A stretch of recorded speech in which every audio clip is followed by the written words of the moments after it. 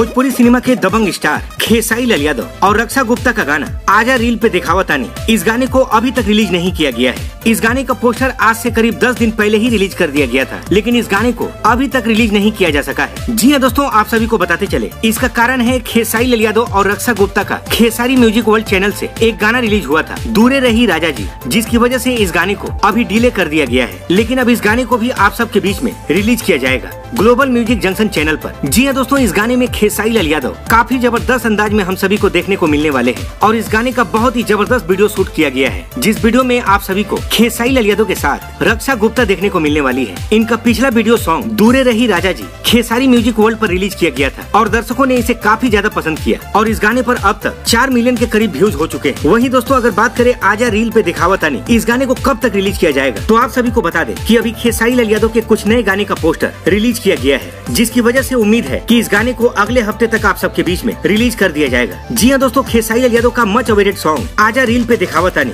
अगले हफ्ते तक रिलीज कर दिया जाएगा, जिस गाने में एक बार फिर से आप सभी को खेसारी लाल यादव और रक्षा गुप्ता की केमिस्ट्री देखने को मिलने वाली है। तो दोस्तों, हमें कमेंट करके जरूर बताएं कि आप इस जोड़ी को देखने के लिए कितना बेसब्री से इंतजार कर रहे हैं। भोजपुरी की हर लेटेस्ट अपडेट पाने के लिए हमारे चैनल से जुड़े रहें। मिलते हैं इसी के साथ अगली वीडियो में, तब तक के लिए जय हिंद।